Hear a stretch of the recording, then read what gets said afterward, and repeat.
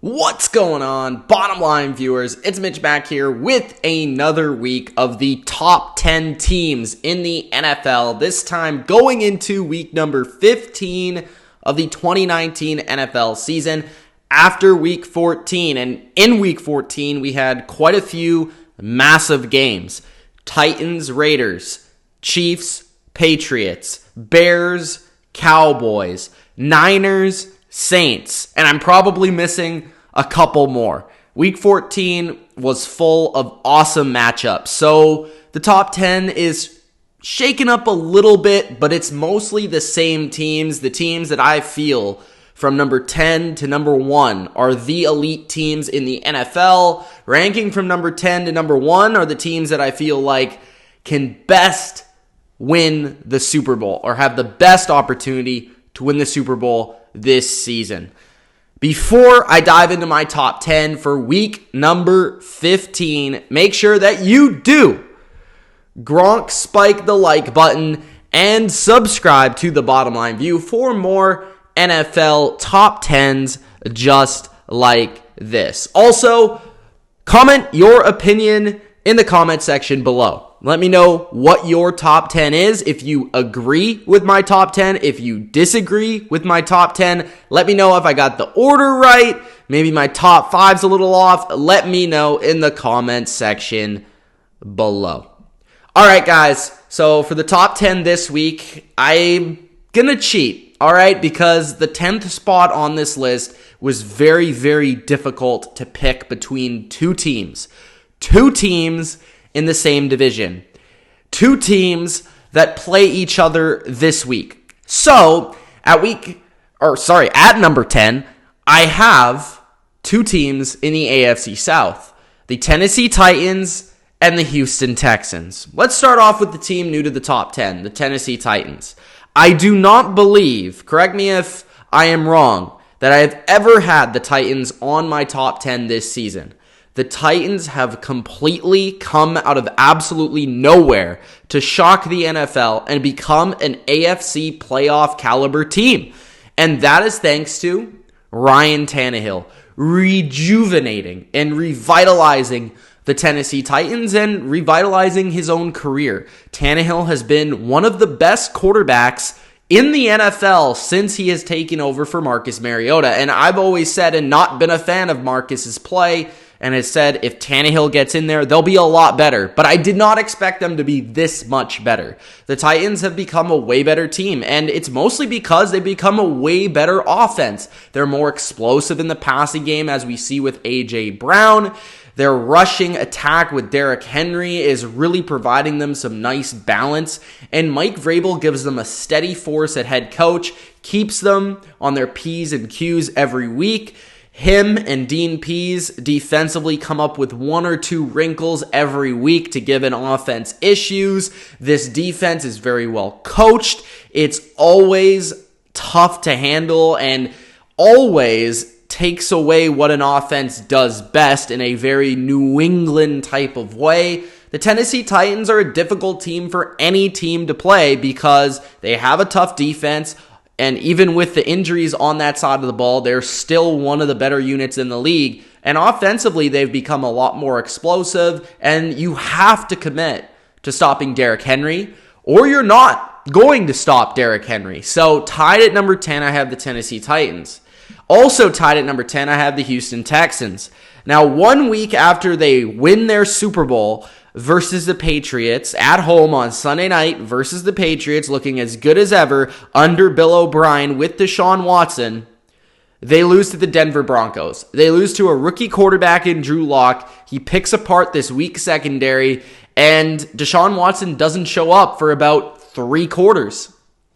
The Texans under Bill O'Brien are far too inconsistent, which is what I've constantly brought up on this top 10, and the biggest reason I've never ranked them that high on this top 10, because I do not trust the inconsistency of their secondary, and I do not trust Bill O'Brien from week to week. I think he's a solid coach, but I do not see him as a great coach. I don't see him totally out-coaching other teams each and every week and truly preparing his team 100% of the time. Versus the Patriots, him and his staff came up with a brilliant plan to stop Tom Brady and to get after that defense. But this week, he was sleeping at the wheel, and the Broncos took advantage. That was a classic sleeper game, and the Broncos took advantage. It was a trap game. And we'll see how the Texans respond, because they're going to have to respond this week when they take on the Titans, because the AFC South is on the line. I'm not a huge fan of the Texans. I actually think the Titans are playing better football right now, but with Deshaun Watson, DeAndre Hopkins, they have an opportunity to beat any team in football, so they still remain in the top 10. At number 9, I have the Green Bay Packers. Despite the victory, the Packers actually moved down in my top 10. The Packers, I just do not believe will be a NFC contender to make the Super Bowl this year, despite having Aaron Rodgers, a revitalized offensive core, and a better coach in Matt LaFleur, who's really put together this offense with Aaron Jones and Devontae Adams. But when it comes to this team being a complete team in the NFC, I just saw what the Saints and the 49ers could offer me. I know what the Seahawks can offer with Russell Wilson and Pete Carroll, and I'm starting to figure out what the Vikings are. I'm not quite sure the Packers are the best team in the NFC North. I'm not quite sure they're better than the Vikings, and as you'll see on this top 10, I have the Vikings higher. I think the Packers, as an offense, can be explosive, but they lack that second weapon in the passing game. The offensive line has been a little too inconsistent this season for my liking, and the defense keeps other teams in the game because they're not able to stop the run as effectively as they need to when it comes to January. If they cannot fix that issue of the game, they do not have the depth at linebacker, and the secondary is not quite elite enough for them to carry that defense. So I'm concerned about the Packers going into the playoffs. I almost have a strong feeling that the Packers could be a one-and-done team in this year's playoffs. At number 8, I have the Buffalo Bills. The Bills, even in a loss, showed a ton going head-to-head, toe-to-toe with Lamar Jackson and the Baltimore Ravens, and they had a true opportunity to win that game. Honestly, the Buffalo Bills, they needed to help out Josh Allen a little bit. They did not help him out. He got sacked 6 times in that football game. He and the passing offense was not very effective, and the Ravens were able to take advantage of that offensive line the same way that a team like the Patriots did earlier this season. It just seems like teams with a specific secondary type of talent where they can match up with these receivers and play man-to-man and then blitz the rest and contain Josh Allen. That seems to be the real game plan that takes the Bills out of scoring a ton of points. But defensively, the Bills can line up and they can play against any offense in the league, and they proved that versus Baltimore. What was the one weakness going into that game? The Baltimore run offense versus the Bills run defense. And the Bills run defense game planned well, played well, and came out and shut down Lamar Jackson and that offense for a majority of the game. So that's an impressive showing from the Bills. A team that still has a chance in the AFC East, a team that people are still sleeping on, and a team that if they win that opening game on Wild Card Weekend could see themselves in Baltimore playing the Ravens once again. I think they might have given the actual game plan for stopping Lamar Jackson. We'll have to see if teams pick up on that or if that was just the Bills' defense being unbelievable. All right, at number 7, the Minnesota Vikings. The Vikings, like I said, I believe they are the top team in the NFC North. The Vikings, to me, are dangerous in the NFC, and there is one reason. They have not been playing with Adam Thielen. And I understand he's only one player, but to me, he's going to be back and healthy by the time these playoffs begin. And people do not realize, first, how good Adam Thielen is, and 2, how much that helps their offense. Because you have Dalvin Cook in that rushing attack that you need to pay attention to and put extra bodies in the box. You have Stephon Diggs, who's a big-time deep threat. But teams have been able to slow down the running game while containing Stephon Diggs. But how do you ask your secondary to be exposed versus Thielen and Diggs while containing the rushing attack? It's just not very possible for many defenses defenses in football right now. So to me, I think the Vikings are an offense that can give any defense in the NFC a challenge, and it's going to be difficult to stop, especially the way Kirk Cousins is playing. Smart decisions, very accurate, and he has shown that in big moments, he's actually playing pretty well. Defensively, they're not spectacular. I would say their secondary has a huge weakness, but up front, they're still one of the better units in the league, and I would say they're good enough to give a challenge to a lot of the offenses in the NFC. So the Vikings, to me, they're the more complete, ready playoff team than the Green Bay Packers because they do not have a true weakness, while the Packers, like I said, have a couple in the NFC North. At number 6, falling out of the top 5, the Seattle Seahawks. The Seahawks are at number 6. They just got dismantled by the LA Rams. And I understand, and I almost picked the LA Rams. Really, the only reason I didn't pick the LA Rams to beat the Seahawks was because I trusted Russell Wilson. And I said, you know what? I've kind of been the hater on the Seahawks this season. So I'll slow it down a little bit. I'll believe that they will win. Well, I should have picked the Rams at the end of the day because the Rams, they know how to play the Seahawks. And I feel like if one team's able to pick that strategy up come playoff time, the Seahawks are in deep trouble. It just seems like McVay has a handle of that defensive scheme. And offensively, Russell Wilson seems to have a tough time versus Wade Phillips, Aaron Donald, and that defense. Seahawks, though, I just think they're a good team, but honestly, I do not believe they're a great team. And the one thing I can really point to is the fact that they never blow anybody out. Every game that they play is close. And when you're risking so many times being in a close game, you're not going to win every close game. It just doesn't happen. It's just not able to be consistent. It's not possible. So to me, the Seahawks are a good team. I still do not think they can make the Super Bowl in the NFC. Maybe they win a playoff game. Maybe they even win 2 with Russell Wilson magic. But I do not see them being able to go to the Super Bowl in the NFC. I do think the Niners are a better team. I do think the Saints are a better, more equipped team. I think the Seahawks are the 3rd best team in the NFC at this moment in time. At number 5, I have the New England Patriots. The Patriots dropped another game, and this time it was at home. This was the first home loss they've had in 21 games to the Kansas City Chiefs. And yes, the reffing was horrendous. It was awful. And they should have had an opportunity to not only even win that game, but at least get into overtime. There was a lot of calls in that game that should have went the other way, and they just didn't. And that happens in the NFL, and that's exactly what Tom Brady said. The Patriots need to figure out their offense. If they want to be a true Super Bowl team this year, they need to at least have an average offense. Their defense is great. They showed that in that game versus the Chiefs. I mean, not many defenses can hold the Chiefs to 23 points, let alone 3 points in the second half when the game's on the line.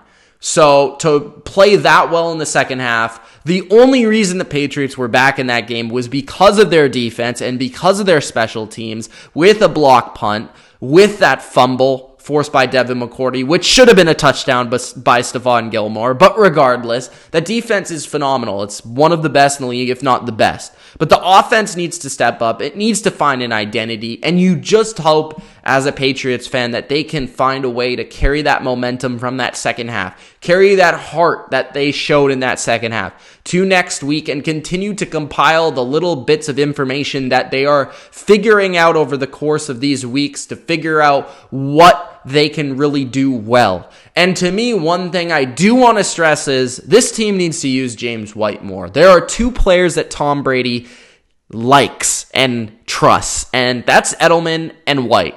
And White is only on the field for less than 50% of the snaps. And that's horrible. That's horrendous, because you need as many people that Tom Brady trusts on the field as much as possible. And Sony Michel isn't getting it done on the ground. Rex Burkhead isn't getting it done on the ground. White is not only the best receiver out of the backfield, but he's also the most effective runner right now. They need to use him more. Jacoby Myers has not been great the last couple of weeks, dropping a ton of passes in that game versus the Chiefs. Get the ball in N'Keal Harry's hands. Mohamed Sanu can hopefully get healthier, and this offense should be on the right track. Stop blaming Tom Brady. it's not his fault. The offensive line was horrendous. They also need to pick it up. But the Patriots are the Patriots. They still have the coaching. And I believe that they will be in the mix in the AFC at the very least. So I still have them at number 5. At number 4, I have the Kansas City Chiefs because of their victory over the Patriots. Bad calls or not, they beat the Patriots in New England. And you're going to have to get a couple breaks to beat the Patriots in New England when they're a good team, which they always are. So this is the thing with the Chiefs, though. I think their record doesn't really reflect how good they are. I mean, they had no Patrick Mahomes for a few weeks, and they lost to the Vikings they beat the Vikings without Patrick Mahomes. They lost to the Packers without Patrick Mahomes, but they almost beat them. That was a 1-touchdown game, and they actually haven't lost a game this season by more than 1 score. That shows how good they are. Their defense has improved this year. Their run defense has gotten better throughout the course of the season. Chris Jones is dominating. Their secondary is playing very well, much better than last year, and Tyrann Mathieu has really provided a spark. So their defense can hold up on their end of things. The offense isn't quite as good as it was last year, but when Mahomes is clicking, it's clicking. Tyreek Hill is tough to handle. With that speed, with him and Hardman, it's really tough to contain, and Travis Kelce, of course. Andy Reid's a great coach. The one question I have about the Chiefs is, when teams figure them out, can they adjust during a game? When Andy Reid went in that second half versus the Patriots, he wasn't able to adjust. The Patriots were able to come back. Yes, they might be better on defense, and yes, they're still great on offense, but if they're not able to hold it up in the changes and the scheme department and the flexibility on the field with what they can do schematically with Andy Reid, then they won't be making the Super Bowl no matter how great Patrick Mahomes is. So the Chiefs are here at number 4. I really like what I saw versus the Patriots, and I think they've been better than their record, but at the same time, I still have a couple things that worry me.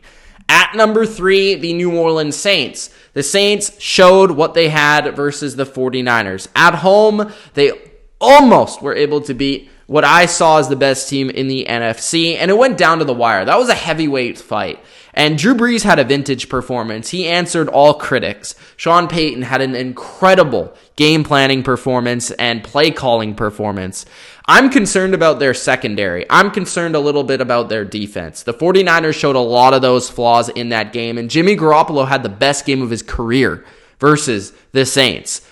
The Saints defense, if they're not at home and they're on the road in the playoffs, it's not going to be performing any better. And we know that Drew Brees isn't the same quarterback when he gets in the elements or when he's outside on the road. So the Saints, to me, are the team of all the teams that need home field, of all the teams in the NFL. And I don't think they're going to get it with that loss. So that concerns me. But they did show that they're a very talented team on both sides of the ball. And when Sean Payton can scheme and can get ready for a team, he can light them up. So the Saints are still a very good team, but I'm concerned in the playoffs if they have to travel.